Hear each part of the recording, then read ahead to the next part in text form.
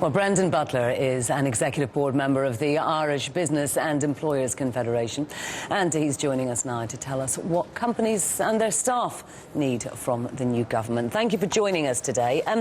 From a business point of view, would it be better to see Fine Gael actually get an outright majority so they could rule without a coalition, or would you favour a Labour-Fianna Fáil coalition, or something else indeed with independents instead? Well, I think the election offers an opportunity now to engender some confidence back into the Irish economy. I think what everybody wants as a result of today's election is a stable government that has a sound period of time to try and deal with the issues that exist within the Irish economy. I think we're operating on a basis at the moment where we have a two-speed economy in Ireland. The export sector is performing extraordinarily well. We had a 7% growth in exports in 2010, the highest of all the EU member states. But as people know, the domestic economy is very flat, and that really, at the end of the day, comes down to confidence.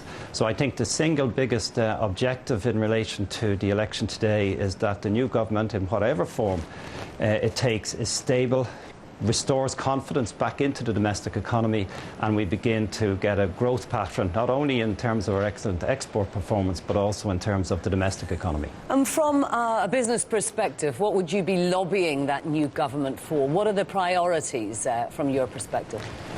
Well, I think there's a view, and as part of the election campaign, all of the political parties were saying they'd bring in initiatives to create X hundred thousands of jobs. I mean, that's patently nonsense. It's not the government that creates the jobs, it's the business community that creates the jobs, and it's the business community that's going to drive our economic recovery. What the government must do is create the platform and the policy platforms against which business can create sustainable jobs. And on a very practical basis, you know, we have, because of the austerity programme, the Irish government, for example, has cut back very considerably over the next number of years its capital expenditure. There are still huge opportunities in this country to develop new infrastructure, and working hand in hand, the government and the private sector can create better infrastructure in terms of our education and health system. The government has no money to do that, does it? I mean, how do you do that without any money? Well, the system that operates in the vast majority of countries is that you operate public-private partnerships. That has never really been embraced by the Irish government to a significant extent. It represents a real opportunity. A second priority from the business community is that with the uncertainty in the environment, Irish companies are not creating jobs at the present time.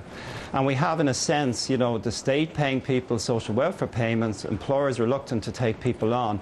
If you could get a system in place, and this again operates in other countries, whereby the people who are unemployed could retain their social welfare payments and employers could pay a top-up of €100, €200 a week. This, I think, would be very enticing. I think it would create a win-win situation and would, in over a period of time, lead to people who are currently unemployed, graduates, getting real career opportunities. And are you confident that whatever happens, the tax situation will not be changed to make it even more difficult for business? Well, I think it's you know, at European level we hear soundings in terms of the Irish corporation tax rate. I mean, I think that's contradictory. You cannot have, on the one hand, the EU taking measures to try and help Ireland get economic recovery and then try and impose conditions that would damage the prospects of such recovery. So I think Europe, to some extent, is speaking out of both sides of its mouth. The corporation tax rate is very important, and I think the incoming government needs to protect that rate, and it also needs to make sure that it doesn't introduce any further measures here that would hinder business growth or employment potential. OK, thank you very much indeed, Brendan Butler.